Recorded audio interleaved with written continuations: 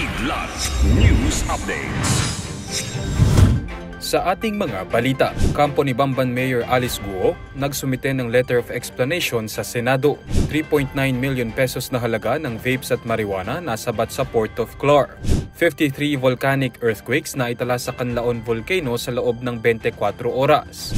At pagre-recover ng mga katawan sa Papua New Guinea landslide ititigil na. Ako po si Cesar Soriano, kasama ang buong puwersa ng Kidlat News Channel para ihatid ang nangungunang mga balita sa buong kapuluan ngayon. Nagsumite ng letter of explanation ang kampo ni Bamban Tarlac Mayor Alice Guo sa Senate Committee on Women, Children, Family Relations and Gender Equality ngayong araw para pabulaanan ang mga alegasyon laban sa kanya. Sa liham na isinumite ng kanyang abogado sa tanggapan ni Senator Risa Hontiveros, binigyang linaw ni Guo ang sinasabing pagkakasangkot nito sa Baofu Project, ang kanyang representasyon umano sa Hongsheng at iba pang akusasyon ng pang-espiya at money laundering. Ngayong araw din, nagkaroon ng executive session ng komiteng pinamumunuan ni Hontiveros para imbestigahan ang koneksyon umano ni Guo sa illegal na pogo firm na Zunyu One Technology Incorporated. Matapos ang nasabing sesyon, kumpiyansa ang senadora na matibay ang mga kasong isinampa at isasampa sa alkalde. Isa rin sa naging panawagan sa executive session ang maituring ng banta sa pambansang seguridad ang usapin sa pogo, kaya dapat ng iba ng naturang operasyon sa bansa. I really hope aksyonan ito ni Presidente. Ano pa ba ang hihintayin nila, no? Lalo na kung magrekomenda ang NSC sa kanila na i-convene sila para diskusyonan nito at posisyonan itong usapin. Itong tanong, ang pogo ba ay banta sa pambansang seguridad? Nasa kote ng Bureau of Customs o BOC ang tangkang pagpasok sa bansa ng 2 kilo ng kush, isang uri ng high-grade marijuana at 156 na cannabis-infused disposable vapes sa Port of Clark.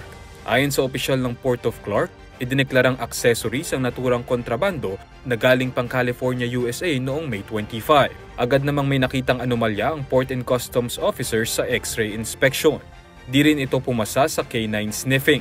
Sa physical examination, nadiskubre ng mga opisyal ang mga pakete ng tuyong dahon at fruiting tops na hinihinalang high-grade marijuana. Nakita rin sa inspeksyon ang iba't ibang vape cartridges. Dinala ang ilang samples sa Philippine Drug Enforcement Agency o PDEA para sa chemical laboratory analysis. Dito nakumpirma ang presensya ng marijuana, isang dangerous drug sa ilalim ng Comprehensive Dangerous Drugs Act of 2002. Nakapagtala ng 53 pagyanig ang Mount Canlaon sa nakalipas sa 24 na oras ayon sa Philippine Institute of Volcanology and Seismology o PHIVOLCS ngayong araw. Mas mataas ito kumpara sa 43 volcanic earthquakes na unang naitala ng ahensya. Bagamat walang naobserbahang eruption na pagputok sa bulkan sa loob ng 24 oras, sinabi ng PHIVOLCS na mananatiling nakataas sa Alert Level 2 ang Canlaon Volcano. Nakapagbuga ito ng 4,113 tons ng sulfur dioxide habang umabot sa 2,000 meters ang taas ng plumes nito na napadpad sa south-southwest at northwest ang direksyon. Posible rin ang bigla ang steam-driven o phreatic eruptions, kaya babala ng PHIVOLCS sa publiko na iwasan ang pagpasok sa 4-kilometer permanent danger zone at ipinagbabawal pa rin ang paglipad ng anumang sasakyang panghimpapawid malapit sa bulkan. Samantala, naiulat ang mudflow sa barangay Biak na Bato, La Castellana, Negros Occidental at sa ilan pang barangay sa Canlaon City, Negros Oriental ngayong hapon. Gayunpaman, nilinaw ng PHIVOLCS na walang naganap na pagputok ng bulkan at hindi lahar flow kundi muddy sheet wash o muddy stream flow ang umagos sa mga nasabing bayan. Ang muddy stream flow ay binubuo ng abo na inilabas ng bulkan at inanod pababa bunsod ng malakas na pag-ulan. Hindi mare-recover ang libo-libong katawan ng villagers na nabaon sa Papua New Guinea landslide. Ayon sa mga opisyal ng bansa dahil umano'y masyadong mapanganib ang operasyon. Sa tansya ng pamahalaan ng Papua New Guinea, 2,000 katao ang nabaon sa ilalim ng malabundok na lupa at boulders na may taas na 600 meters. Sa pagtigil ng recovery efforts, hindi na malalaman ang saktong bilang ng death toll.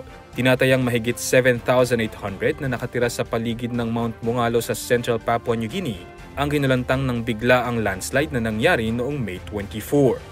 Para sa Kidlat News Update, Renz Renon, nag-uulat. At ninyo pong natunghayan ang mga headlines sa nakalipas na oras. Manatiling nakatutok para sa mga susunod na updates at breaking news. Ako po si Cesar Soriano, kasama nyo sa bawat pagputok ng balita.